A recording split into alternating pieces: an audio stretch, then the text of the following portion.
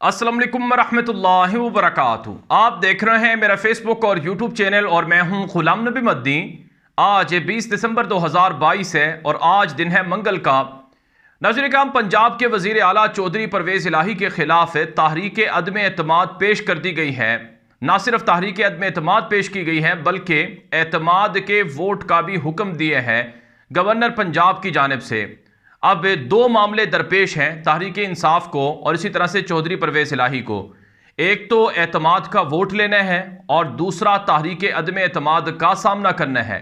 और फिर तीसरी तरफ से जो मामला दरपेश है वो तहरीक इंसाफ के जो स्पीकर और डिप्टी स्पीकर हैं उनके खिलाफ भी अदम एतमाद की तहरीक पेश कर दी गई है। अब मामला यह है कि 23 दिसंबर को यानी जुमे के रोज़ आने वाले 72 घंटों में इमरान खान ने असम्बलियां तोड़नी हैं। इमरान खान ने असम्बलियां तोड़ने का ऐलान हफ्ते को किया था। उनके इस ऐलान के 2 दिन के बाद जो पीडीएम इत्तेहाद है, शहबाज शरीफ की हुकूमत है, उन्होंने अदम एतमाद की तहरीक पेश कर दी है।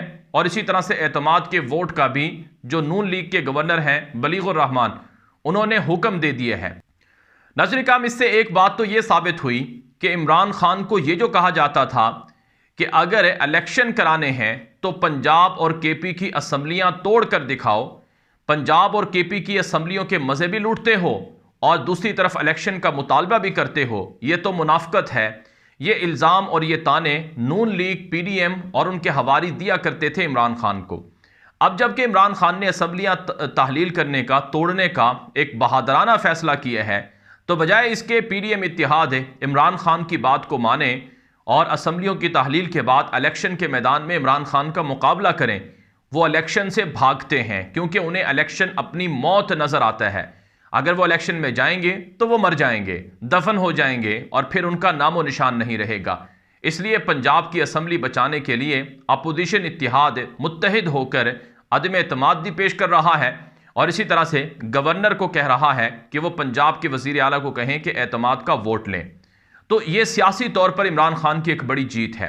और फिर दूसरी बात यह है नाज़रीन किराम कि इमरान खान ने ये जो 5 दिनों का गैप दिया था वो बड़े मंसूबे के तहत दिया था। इमरान खान चाहते तो हफ्ते के दिन भी असम्बली तहलील कर सकते थे, लेकिन इमरान खान ने पीडीएम इत्तेहाद को और तमाम 13 सियासी जमातों को जो भानमत्ती का कुंभा है, इनको कहा कि जैसा मैं कहूँगा तुम्हें वैसा करना होगा।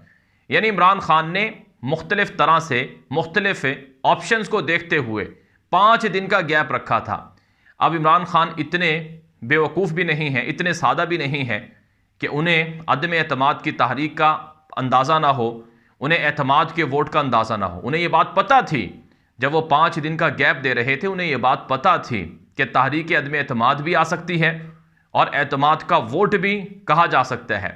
लेकिन उसके बावजूद उन्होंने बड़ा फैसला किया और इस बड़े फैसले के जो असरात हैं वो इमरान खान के हक में जा रहे हैं और इमरान खान आज एक मर्तबा फिर सुरखरू हो रहे हैं।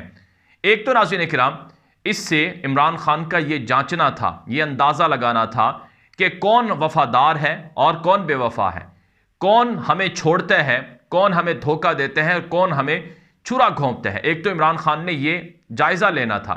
चुनांचे सब चीज़ें खुलकर सामने आ रही हैं कि चौधरी परवेज़ इलाही ने कलाबाजियां खाना शुरू कर दी और ये कहा कि इमरान खान ने जनरल बाजवा के खिलाफ बात की, ये बहुत बड़ी ज़्यादती है, मुझे भी साथ बिठाया।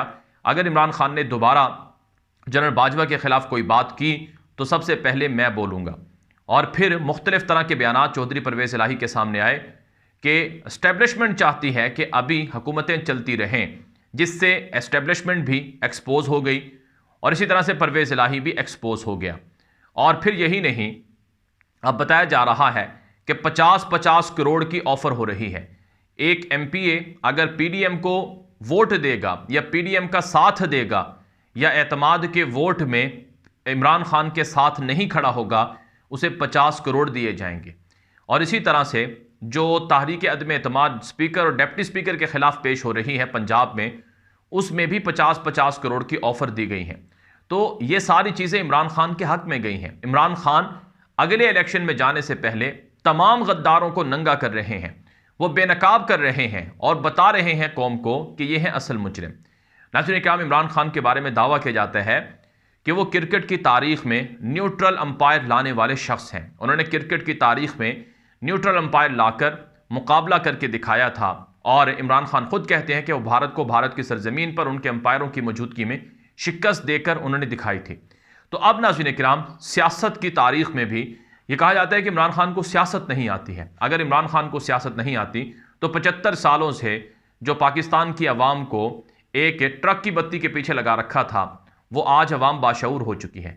आज वो अवाम वेल इन्फॉर्म हो चुकी है और अवाम को अच्छी तरह से पता चल चुका है कि कौन उनका मुजरिम है और कौन उनके साथ धोखा करता रहा है, कौन उनके साथ झूठ बोलता रहा है, किसने उनको बेवकूफ़ बनाए रखा है और कौन है जो पाकिस्तान के मसाइल की वजह और सबब है।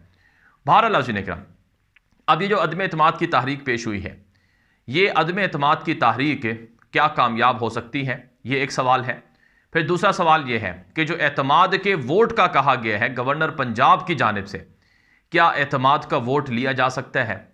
अब मुख्तलिफ तरह की जो कानूनी आरा सामने आ रही हैं, इमरान खान ने भी इस हवाले से आज इजलास तलब कर रखा है कि वो एतमाद और अदम एतमाद के हवाले से माहिरीन से राय लेंगे और इमरान खान की इससे पहले भी तैयारी थी और वो उनके पास ऑप्शंस हैं। पहली बात तो यह है कि गवर्नर पंजाब बलीगुर रहमान ने जो पंजाब के वज़ीर आला को एतमाद के वोट का कहा है, ये तो अदालत के अंदर चैलेंज भी होगा और ये फैसला वो खुद ही वापस ले लेंगे। जो असबाब बताए हैं गवर्नर पंजाब बलीगुर रहमान ने, वो असबाब एतमाद के वोट के लिए काफ़ी नहीं है। अगरचे आइन में गवर्नर पंजाब को इख्तियार होता है कि वो पंजाब के वज़ीर आला को या वज़ीर आला को वो कह सकते हैं कि एतमाद का वोट ले, लेकिन उसमें जो असबाब बयान किए गए हैं, मसलन एक सबब ये बयान किया गया कि तहरीक इंसाफ का एक MPA है, हुसनैन दरेशक उसका नाम है, उसका पंजाब के वज़ीर आला से कोई फड्डा हुआ है जिसकी वजह से उसने इस्तीफ़ा दे दिया है। लिहाजा इसका मतलब ये हुआ कि पंजाब के वज़ीर आला पर उनके अपने साथियों का एतमाद नहीं है। अब वो हुसनैन दरेशक का बयान फौरी तौर पर ट्विटर पर नशर हो चुका है, जिसमें वे कहते हैं कि गवर्नर पंजाब, मैंने अपनी ज़ाती वजूहात की बिना पर इस्तीफ़ा दिया था। इमरान खान जो मुझे कहेंगे मैं वैसा ही करूँगा। ऐसा नहीं है कि मैं इमरान खान के ख़िलाफ़ हूँ और या फिर परवेज़ इलाही के ख़िलाफ़ हूँ। तो ये मुँह तोड़ जवाब दे दिया है। एक और वजह यह बताई कि पंजाब के वज़ीर आला के बयानात हैं जो इमरान खान के ख़िलाफ़ हैं, लिहाजा एतमाद ख़त्म हो गया है, एतमाद टूट गया है, अब एतमाद का वोट लें। अब ये भी बेमाना बात है, वो उनका अपना ज़ाती मौक़िफ़ है परवेज़ इलाही का, जो भी वो कहें। और फिर इसी तरह से मुख्तलिफ दीगर वजूहात बयान की गई हैं। तो इसलिए माहिरीन ये कहते हैं कि अदालत में एतमाद के वोट वाला मसला तो रिवर्स हो सकता है। फिर दूसरी बात यह है तहरीक अदम एतमाद की कि क्या तहरीक अदम एतमाद कामयाब हो सकती है।